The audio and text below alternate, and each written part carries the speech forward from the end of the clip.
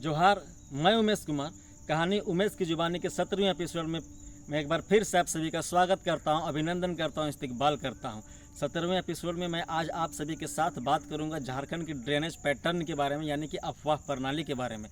अफवाह प्रणाली जिसमें हम बातें करेंगे झारखंड की नदियों के बारे में। झारखंड की नदी कहाँ से निकलती है, किस क्षेत्र से होकर गुजरती है और कहाँ मिलती है।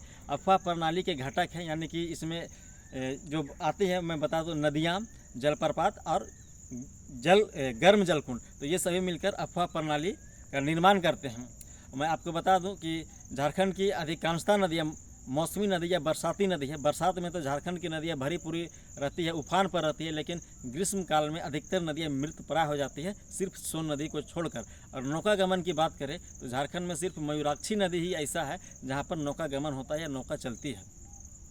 तो चलिए हम बात करेंगे झारखंड की नदियों को किस श्रेणी में रखा गया है। मैं आपको बता दूं कि झारखंड की नदियों को दो भागों में विभाजित किया गया है। पहला उत्तरवर्ती नदी और दूसरा दक्षिणवर्ती नदी। उत्तरवर्ती नदी उसे कहते हैं जो छोटानागपुर पठार के उत्तरी भाग से निकलती है और जाके बंगाल की खाड़ी या गंगा नदी में मिलती है। और दक्षिणवर्ती नदियाँ उन नदियों को कहते हैं जो छोटानागपुर पठार के दक्षिणी भाग से निकलती है। तो पहले हम बात करेंगे उत्तरवर्ती नदियों के बारे में, जिसमें आता है सोन नदी, उत्तर कोयल नदी, पुनपुन नदी, संकरी नदी, चानन नदी और फल्गु नदी। सबसे पहले हम जानेंगे सोन नदी के बारे में। मैं बता दूं, सोन नदी निकलती है मैकौले पर्वत की अमरकंटक की पहाड़ियों से और इसकी सहायक नदी है उत्तर कोयल नदी और यह जाकर मिलती है गंगा नदी से। और यह मैं आपको बता दूं कि यह आपका गढ़वा और पलामू क्षेत्र से होकर गुजरती या बहती है। अब आगे हम आते हैं उत्तर कोयल नदी। उत्तर कोयल नदी उत्तरी छोटानागपुर के मध्य भाग से निकलती है और यह आपका गढ़वा, पलामू, लातेहार क्षेत्र से होकर गुजरती है। और इसका अफवाह क्षेत्र हम बोले तो 9030 वर्ग किलोमीटर क्षेत्र है और इसकी सहायक नदियां हैं औरंगा और अमानत, और यह जाकर सोन नदी में मिलती है। अब हम आते हैं पुनपुन नदी। पुनपुन नदी मैं बता दूं कि यह पुनपुन नदी उत्तर कोयल के उत्तरी क्षेत्र से निकलती है और इसकी दो सहायक नदियाँ हैं, मोरहर और धारदा। इसके बाद हम आते हैं फल्गु नदी। फल्गु नदी मैं बता दूं कि यह छोटानागपुर के पठार से निकलती है और यह जाके मिलती है गंगा नदी से। और फल्गु नदी का विशेष महत्व है कि पितृपक्ष में दुनिया के या भारत के कोने कोने से लोग यहाँ पहुँचते हैं और पितृपक्ष में पहुँचकर पिंडदान करते हैं। इसके बाद हम बात करते हैं संकरी नदी की। संकरी नदी मैं बता दूँ, संकरी नदी छोटानागपुर पठार से निकलती है और यह विख्यात है रास्ता बदलने के लिए, यानी कि ये थोड़ी थोड़ी दूरी में अपना रास्ता बदलते रहती है और रामायण काल में इसे सुमागधी के नाम से जानते हैं। अभी भी इसका उपनाम सुमागधी नदी है। अब आते हैं हम चानन नदी। चानन नदी चूँकि ये 5 जलधाराओं से मिलकर बनी थी और जिस कारण इसे पंचानन नदी भी कहा जाता है और ये जाके मिलती है संकरी नदी में। तो ये थी उत्तरवर्ती नदी, जिसके उत्तरवर्ती क्षेत्र की नदियाँ। अब हम आगे बात करते हैं दक्षिणवर्ती क्षेत्र की नदियों के बारे में। दक्षिणवर्ती में अगर हम बात करें तो हमारा दामोदर है, स्वर्ण रेखा है, ब्राकर है, अजय है, मयूराक्षी है, गुमानी है, ब्रह्मणी है और बांसलोई नदी है। तो इन सभी नदियों के बारे में हम एक एक करके जानेंगे। तो सबसे पहले हम जानते हैं दामोदर नदी के बारे में। तो दामोदर नदी के बारे में हम सभी जानते हैं कि दामोदर नदी लातेहार जिले के टोरी क्षेत्र से निकलती है और ये झारखंड की सबसे लंबी नदी है। सबसे लंबी नदी होने के साथ सबसे प्रदूषित नदी भी है।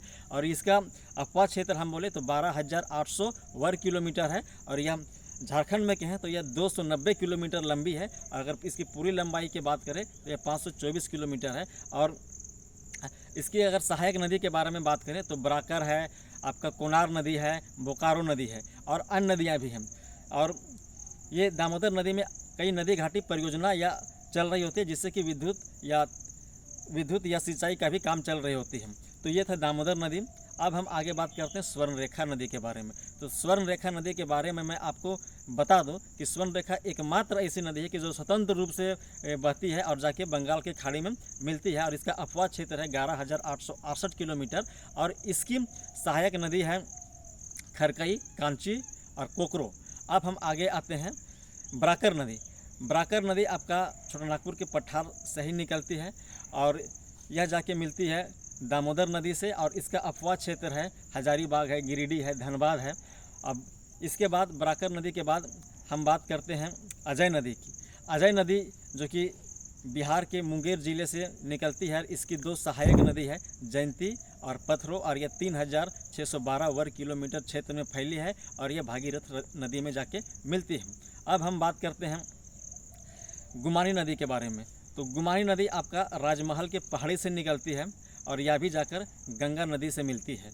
अब हम बात करते हैं आपका बासलोई नदी के बारे में। बासलोई नदी, मैं आपको बता दूं कि बासलोई नदी गोड्डा के एक बास पहाड़ क्षेत्र से निकलती है और यह भी जाके गंगा नदी में जाके मिलती है। अब हम बात करते हैं कि मयूराक्षी नदी के बारे में। मयूराक्षी नदी त्रिकुट के पहाड़ी से निकलती है, जो कि देवघर, दुमका, साहेबगंज इत्यादि, यानी कि जो झारखंड का उत्तर पूर्वी क्षेत्र है वहाँ से होकर गुजरती है। और इसकी सहायक नदी है टिपरा है, पुसरो है, मुनीबल है। इन तमाम नदियाँ आके मिलती है, सहायक नदी के रूप में मिलती है। और यह जो मयूराक्षी नदी है यह भी जाके गंगा से मिलती है। तो यह था दक्षिणवर्ती नदियों जिसके बारे में मैंने आपको बताया, और उत्तरवर्ती नदी इससे पूर्व मैंने बताया। तो यह था झारखंड का ड्रेनेज पैटर्न, अफवाह प्रणाली, जिसके बारे में मैंने आप सभी को बताया। और आई होप आपको यह वीडियो सुनने के बाद ड्रेनेज पैटर्न समझ में आया होगा, झारखंड की नदियों के बारे में समझ में आया होगा। मैं एक बार फिर से बता दूं, झारखंड पठारी क्षेत्र है और यहाँ पे सभी नदियों में नौकागमन आसान नहीं होता है, सिर्फ मयूराक्षी नदी में होती है। और यहाँ पे नदियाँ बरसाती नहीं है, सिर्फ एक सोन नदी है जहाँ पे 12 महीने अच्छी मात्रा में जल रहती है। आपने वीडियो को सुना, समझा, इसलिए आप सभी को धन्यवाद। नेक्स्ट वीडियो में फिर मिलेंगे एक नए टॉपिक के साथ। धन्यवाद।